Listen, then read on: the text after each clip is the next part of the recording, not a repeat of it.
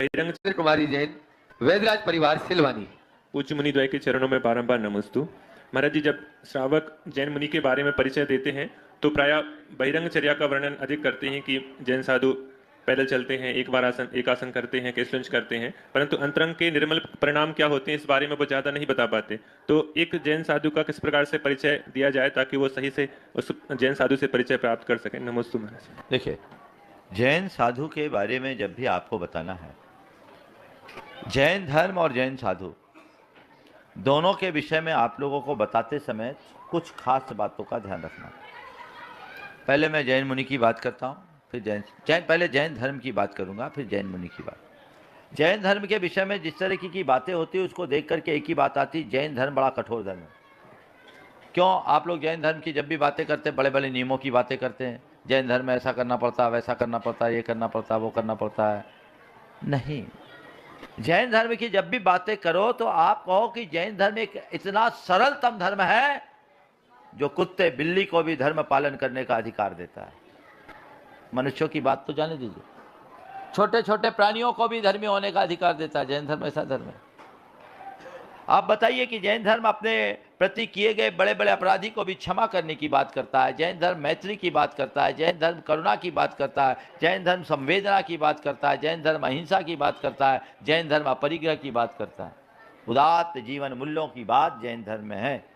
हमें जैन धर्म के इन पक्षों को रखना चाहिए। इसी तरह जैन मुनि की जब बात आए तो जैन मुनि की जब कभी भी बात आए तो आप लोग बोलते पैदल चलते हैं, केश रोच करते हैं, सर्दी गर्मी में ऐसी निरावरण दिगंबर रहते हैं।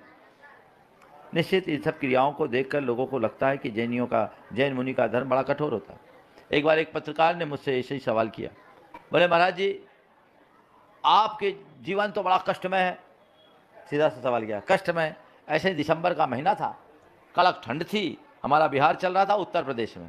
उन दिनों में टुंडला से बिहार कर रहा था, और उधर तो अभी देखते हैं यहाँ तो थोड़े बहुत धूप के दर्शन हो जाते, वहाँ तो धूप भी नहीं मिलती, कड़ाके की ठंड, बिहार चल रहा था। बोले महाराज आपका जीवन तो बड़ा कष्टमय है, आपका धर्म बड़ा कठोर है। मैंने उससे पूछा, ये बता भाई तुम्हें क्या फील हो रहा है, मेरे सामने बैठकर तुम्हें क्या फील हो रहा है? अपने कष्ट से पीड़ित किसी व्यक्ति के पास तुम बैठे हो या अपनी मस्ती में मगन किसी साधु से मिल रहे हो?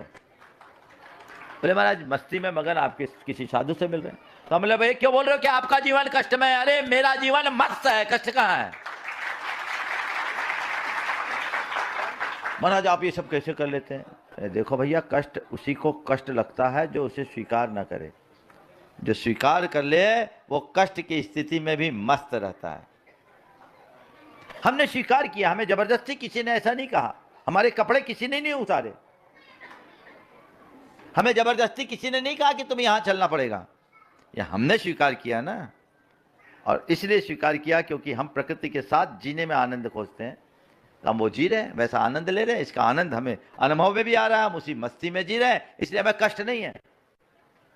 तो दिगंबर साधु की जब आप परिचर्या, उनकी चर्या के बारे में किसी को परिचय दो तो उनकी बाहरी क्रियाओं के साथ उनके अंतरंग तप को बोलो। दिगंबर साधु जो अपने शत्रु को भी माफ करते हैं, प्राण घातक हमला करने वाले को भी क्षमा कर देते हैं, जो अहिंसा का सूक्ष्म रीति से पालन करते हैं, जो अपने मन में किसी के प्रति द्वेष और दुर्भाव नहीं रखते हैं, जो विषय वासनाओं से पूरी तरह मुक्त रहते हैं, जिनके हृदय में अरिमित्र महल मशान कंचन कांच निंदन थुतिकरण अर्घावतारण असी प्रहारण में सदा क्षमता धरण की उक्ति चरितार्थ होती है, जो क्षमा की मूर्ति है, जो दया की मूर्ति है, जो क्षमता की मूर्ति हैं, जो अहिंसा की प्रतिमूर्ति हैं, वे दिगंबर मुनि कहलाते हैं।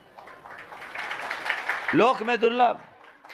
उन्हें बताओ दिगंबर मुनि कैसा होता है।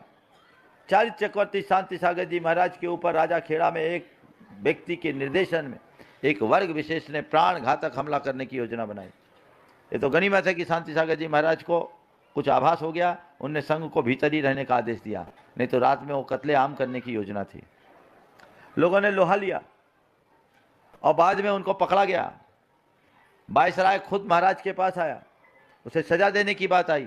शांति सागर जी महाराज ने कहा अगर मेरे तरफ से उसे कुछ करना चाहते हो तो मैं एक ही कहता हूँ, उसे क्षमा कर दो, क्योंकि वो इसी का पात्र है।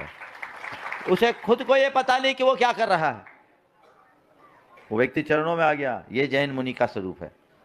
तो जैन मुनि के उस स्वरूप को समझाओ, उनके तप त्याग के साथ अंदर की समता और सहनशीलता को बताओ।